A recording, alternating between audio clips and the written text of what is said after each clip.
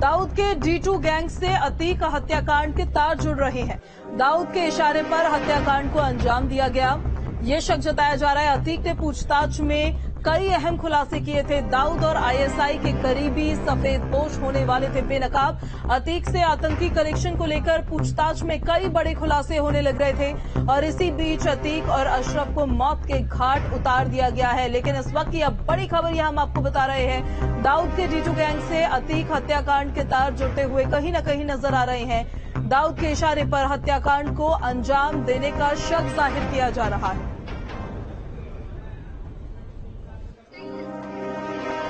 Mafia Atiq Ashraf हत्याकांड में चौंकाने वाले खुलासे हो रहे हैं। डी कंपनी यानी कि अंडरवर्ल्ड डॉन दाऊद इब्राहिम के जरिए ISI से संपर्क में आया था।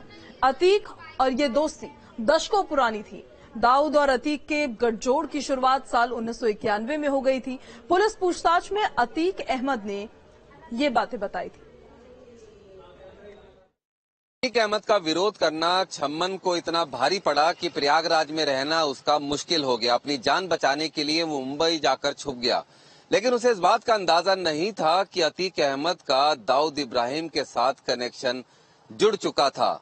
और बताया जाता है कि दाऊद इब्राहिम के कहने पर ही अबू सलेम ने मुंबई में छम्मन को ढूंढा और अतीक अहमद के हवाले किया। माफिया मुख्तार अंसारी और माफिया अतीक अहमद का आपस में पुराना गठजोड़ था। इन दोनों के बीच में मधुर संबंध थे। STF की पूछताछ में अतीक अहमद ने बताया कि दाऊद इब्राहिम के साथ जो संबंध अतीक अहमद के थे वो मुख्तार अंसारी की वजह से थे। दरअसल दाऊद गैंग का एक सदस्य अबू सलेम, जो फिलहाल जेल के अंदर बंद है, जिसे पुर्तगाल से प्रत्यर्पण कर भारत लाया गया है, वो आजमगढ़ का रहने वाला है और उसके संबंध मुख्तार अंसारी के साथ थे। मुख्तार अंसारी ने पहले अबू सलेम से अतीक अहमद की दोस्ती करवाई, जिसके बाद अतीक अहमद छोटा शकील से मिला और उसके बाद वो दाऊद इब्राहिम के संपर्क में आया, यानी वो डी कंपनी के लिए काम करने लगा था। उमेशपाल हत्याकांड के बाद 25 दिनों तक अतीक अहमद का बेटा असद प्रयागराज के कानपुर, नोएडा, दिल्ली, अजमेर से नासिक भागता रहा और आखिर में पुलिस एनकाउंटर में मारा गया। बताया ये जा रहा है कि 14 मार्च को असद अजमेर गया था, जिसके बाद असद को छुपाने के लिए अंडरवर्ल्ड डॉन दाऊद इब्राहिम की डी कंपनी अबू सलेम के गुर्गों से मदद मिलनी शुरू हो गई थी, लेकिन पुणे जाने से पहले उसका एनकाउंटर हो गया।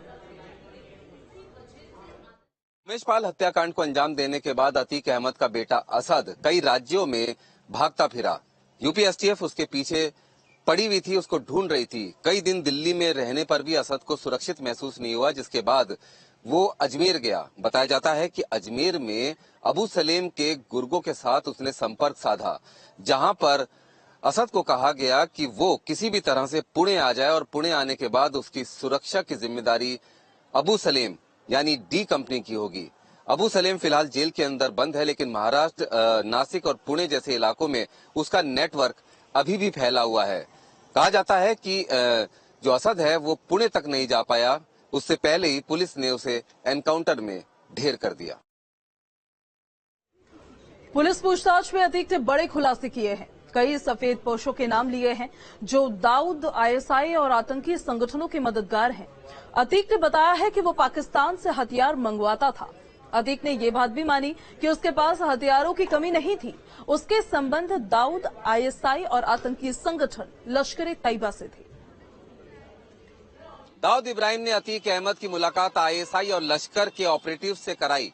धीरे धीरे करके प्रयागराज का माफिया अतीक अहमद प्रयागराज में ISI और लश्कर के लिए एक बड़ा मददगार साबित होने लगा। बदले में अतीक अहमद को पाकिस्तान से आने वाले हथियारों की खेप मिलने लगी। ये हथियार ड्रोन के जरिए पंजाब में गिराए जाते थे और ISI, लश्कर और दाऊद के नेटवर्क के जरिए वो अतीक अहमद तक पहुंचते थे।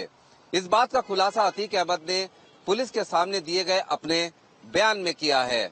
दाऊद इब्राहिम से जुड़े हुए लोग हों या ISI से जुड़े हुए लोग हों या लश्कर से जुड़े हुए लोग हों, जो भारत के अंदर इन हथियारों के नेटवर्क को चला रहे थे, ड्रग्स के नेटवर्क को चला रहे थे, इसमें से बहुत सारे सफेद पोश भी हैं। उनके नामों का खुलासा भी एक एक करके अतीक अहमद कर रहा था, क्योंकि बेटे असद की एनकाउंटर के बाद अतीक अहमद टूट चुका था और वो अब सबको बेनकाब करना चाहता था।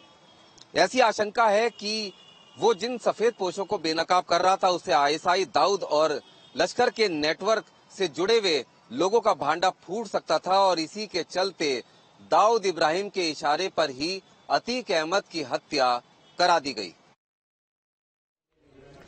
अतीक और अशरफ पर जिस पिस्टल से गोलियां बरसाई गई थी उसका इंतजाम डी कंपनी के लिए यूपी में मिशन करने वाले D2 गैंग के सदस्य बाबर ने किया था।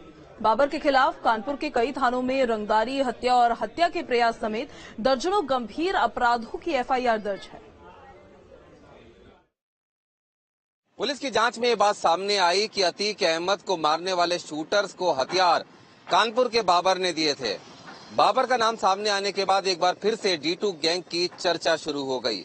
दरअसल कहा जाता है कि दाऊद की डी कंपनी से इंस्पायर होकर कानपुर में D2 गैंग को बनाया गया था, लेकिन इसका काम दाऊद के इशारे पर रंगदारियां वसूलना, दाऊद के इशारे पर कॉन्ट्रैक्ट किलिंग कराना और हथियारों की तस्करी करना था। देश के अलग अलग राज्यों, चाहे उसमें उत्तर प्रदेश हो, दिल्ली हो, महाराष्ट्र हो, कई जगह पर D2 गैंग के सदस्यों के खिलाफ रंगदारी वसूलने, हथियारों की तस्करी, ड्रग्स की तस्करी और आतंकवाद निरोधक धाराओं में कई मुकदमे दर्ज हैं। कहा जाता है कि D2 गैंग खत्म हो चुका है, लेकिन अंदरूनी खाने ऐसी जानकारी मिली है कि D2 गैंग ऑपरेट कर रहा है और दाऊद के इशारे पर ही वो इन तमाम गतिविधियों को अंजाम दे रहा है जो पहले दिया करता था, चाहे उसमें कॉन्ट्रैक्ट किलिंग हो या रंगदारी वसूलना हो। पुलिस की फाइलों में D2 गैंग खत्म हो चुका है, लेकिन ऐसा कहा जाता है कि D2 गैंग अभी भी सक्रिय है। उसने अपने काम करने का तरीका बदल दिया है।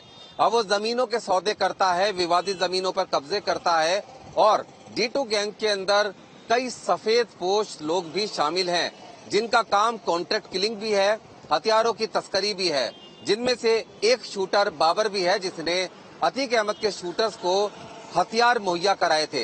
ये हथियार दरअसल पाकिस्तान में बने हुए थे। जिगासा पिस्टल जो टर्की मेड पिस्टल है, ये उसकी फर्स्ट कॉपी थी। ऐसा बताया जाता है कि पाकिस्तान के खैबर पख्तूनवा और कई दूसरी जगहों पर दाऊद इब्राहिम ने इस तरह की विदेशी पिस्टल्स की फर्स्ट कॉपी बनाने की कई फैक्ट्री लगा रखी हैं और दाऊद के नेटवर्क और ISI के नेटवर्क के जरिए ये हथियार भारत के क्रिमिनल्स तक पहुंचाए जाते हैं, जिनमें से अतीक अहमद भी एक था। और सीधे तौर पर अब जो हथियारों की तस्करी है उसके तार जुड़ते नजर आ रहे हैं D2 गैंग से। D2 गैंग के बारे में कहा जाता है कि इसके बहुत सारे ऐसे सफेद पोश लोग थे जिनके नामों का खुलासा अतीक अहमद करने वाला था। D2 गैंग के दाऊद इब्राहिम ही नहीं बल्कि ISI और आतंकी संगठनों से भी संबंध हैं और इसी के चलते ऐसा कहा जा रहा है कि दाऊद इब्राहिम ने D2 गैंग का इस्तेमाल करके अतीक अहमद की हत्या करवा दी। तो आपने देखा कि किस तरीके से पहले ISI और उसके बाद फिर ये अतीक का कनेक्शन अब दाऊद से सामने आ रहा है।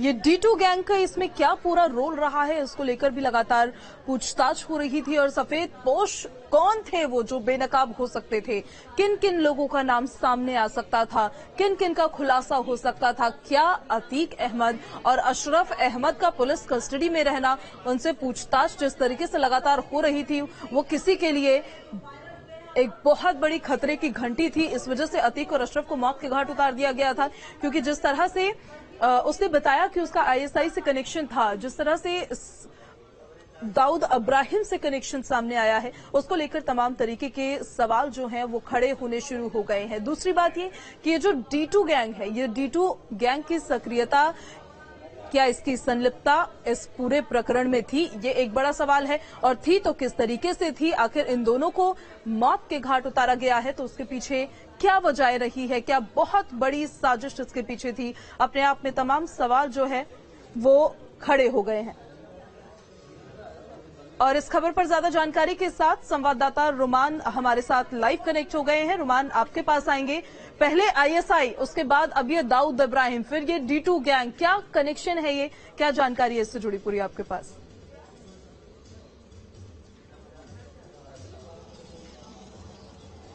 देखिए, बिल्कुल इसकी शुरुआत साल 1991 से हुई थी, जब छम्मन नाम का एक शख्स जो प्रयागराज में जिसने अतीक अहमद को चुनौती देने की हिम्मत की थी, वो यहां से अपनी जान बचाकर मुंबई भाग गया था। उस समय ऐसा बताया जाता है, जो अतीक अहमद ने अपनी पूछताछ में बताया कि माफिया मुख्तार अंसारी के जरिए वो अबू सलेम के संपर्क में आया, क्योंकि अबू सलेम आजमगढ़ का ही रहने वाला था, और अबू सलेम के जरिए छोटा शकील और उसके बाद फिर डी गैंग दाऊद इब्राहिम के संपर्क में आया, और डी कंपनी के इशारे पर ही छम्मन को मुंबई से लाकर अतीक अहमद को प्रयागराज में सौंपा गया, जहां उसकी खाल उधेड़कर उसने हत्या कर दी, जिसका उसका आतंक और बढ़ा था। धीरे धीरे करके जो इन्वेस्टिगेशन में सामने आया है, जो अतीक अहमद ने अपने 161 के भी बयान दिए हैं, उसके अंदर सीधे तौर पर आईएसआई और लश्कर तोयबा के साथ भी अपने संबंधों का जिक्र किया है। जो हथियार आते थे दाऊद के नेटवर्क के जरिए, वो अतीक तक पहुंचते थे। दाऊद के जरिए ही वो आईएसआई और लश्कर के कुछ ऑपरेटिव्स के संपर्क में आया। यहां पर यूपी और आसपास के इलाकों में दाऊद का वो काम देखने लगा, और साथ ही साथ बदले में उसे हथियारों की सप्लाई होने लगी, जो कि दाऊद और आईएसआई के नेटवर्क के जरिए की जाती थी। अब सीधे तौर पर जब अतीक अहमद का बेटा असद एनकाउंटर में मारा गया, उसके बाद बताया जा रहा है कि अतीक अहमद काफी टूट चुका था, क्योंकि उसका पूरा साम्राज्य ही मिट्टी में मिल चुका था। वो तमाम जो सफेद पोश लोग थे उनको बेनकाब करने जा रहा था। अपने बयान में उसने काफी लोगों के नाम भी लिए थे, जो कि 161 के पुलिस के सामने बयान हुए थे। अब ऐसी स्थिति में जो भारत के अंदर पूरे जो हथियारों की चेन है, पंजाब से लेकर प्रयागराज तक, मुंबई तक, कई दूसरे राज्यों तक, उन सभी जो चेन है उसमें जो तमाम लोग शामिल हैं और जो सफेद पोश शामिल हैं, उन सभी के नाम सामने आने की उनको आशंका थी, डर था, और इसलिए ऐसी आशंका जताई जा रही है कि दाऊद इब्राहिम के इशारे पर ही अतीक अहमद की हत्या कराई गई है, क्योंकि इस हत्याकांड में एक महत्वपूर्ण किरदार बाबर नाम का सामने आया है, जो बाबर कानपुर का रहने वाला है, और कानपुर में ही वो D2 गैंग का सदस्य है। D2 गैंग एक ऐसा गैंग है जो दाऊद इब्राहिम के गैंग डी कंपनी के संरक्षण में तैयार हुआ था। कानपुर और आसपास के इलाकों में वो चल रहा था। 2010 में पुलिस की फाइलों में D2 गैंग खत्म हो चुका था, क्योंकि उससे तमाम ऑपरेटिव या तो मारे गए थे या गिरफ्तार कर लिए गए थे। अब फिर से बाबर का नाम सामने आया है, क्योंकि इससे पहले भी इन्वेस्टिगेशन में सामने आया था कि जो D2 गैंग के सदस्य थे वो अब अपने काम करने का तरीका बदल चुके हैं। सफेद पोश की शक्ल में वो जमीनों पर कब्जे, जमीन प्रॉपर्टी के विवाद सुलझाने, कॉन्ट्रैक्ट किलिंग और हथियारों की सप्लाई जैसे धंधों में शामिल है, और उनके सीधे तौर पर आईएसआई और लश्कर जैसे आतंकी संगठनों से संबंध है, क्योंकि D2 गैंग के बहुत सारे सदस्यों के खिलाफ दिल्ली हो, हरियाणा हो, उत्तर प्रदेश हो या महाराष्ट्र हो, वहां पर आतंकवाद निरोधक धाराओं से लेकर रंगदारी वसूलने, हथियारों की तस्करी जैसे मुकदमे दर्ज हैं। बाबर ने अतीक अहमद के शूटर्स को पिस्टल दी थी। वो पिस्टल जो जिगासा पिस्टल, असल में पहले बताया गया था कि टर्की मेड जिगासा पिस्टल है, लेकिन उसकी जांच में पता चला कि वो जिगासा की फर्स्ट कॉपी है, जो कि दाऊद के संरक्षण में पाकिस्तान के खैबर पख्तूनवा और कई दूसरे इलाकों में बनाई जाती है, और उसको फिर दाऊद के और आईएसआई के नेटवर्क के जरिए भारत में गैंगस्टर्स तक सप्लाई किया जाता है। ये बताया जा रहा है कि ये वही गन है जो कि पाकिस्तान से आई थी, जिगासा की फर्स्ट कॉपी थी और दाऊद इब्राहिम के नेटवर्क के जरिए आई थी, और जो D2 गैंग है वो अभी भी दाऊद के इशारे पर ही कॉन्ट्रैक्ट किलिंग करता है। तो ऐसी आशंका सीधे तौर पर है कि बाबर के जरिए हथियार मुहैया कराए गए, और चूंकि और फिर अतीक और अशरफ को मौत के घाट उतरवा दिया गया। बहुत शुक्रिया आपका रोमान, तमाम जानकारी के लिए। उमेश पाल हत्याकांड में लखनऊ से हिरासत में लिए गए आतिन जफर ने सनसनीखेज खुलासे अब किए हैं। आतिन जफर ने पूछताछ में ये बताया है कि उमेश की हत्या के बाद असद ने उसको फोन किया, उसने अपना फोन छुपाने की बात कही और एटीएम कार्ड भी फेंकने के लिए कह दिया। हालांकि तब उसने ज्यादा बात नहीं की थी और कहा था कि वो बाद में बात करेगा। आतिन ने बताया है कि असद ने अज्ञात नंबर से फोन किया था। अब पुलिस इसका पता लगा रही है। एटीएम से रुपए निकालने की वजह पूछने पर यह कहा कि रुपयों की जरूरत थी। आरोप है कि आतिन ने घटना वाले दिन असद के एटीएम कार्ड का इस्तेमाल किया था। लखनऊ में उस एटीएम का इस्तेमाल किया था ताकि पुलिस को बाद में गुमराह किया जा सके कि असद तो उस दौरान लखनऊ में था और उसने इस बात को कबूला है। माफिया अतीक के परिवार के खिलाफ एक और एफआईआर दर्ज की गई है। जेल में बंद अतीक के 2 बेटों उमर और अली समेत 6 लोगों पर रंगदारी मांगने के आरोप में मुकदमा दर्ज किया गया है। रिपोर्ट 7 दिन पहले हिरासत में लिए गए थे। दरअसल ये बिल्डर मोहम्मद मुस्लिम, इनकी तहरीर पर लिखी गई है। आरोप है कि धूमनगंज के देवघाट स्थित पैतृक जमीन न देने पर आरोपियों ने इसे अगवा कर लिया था।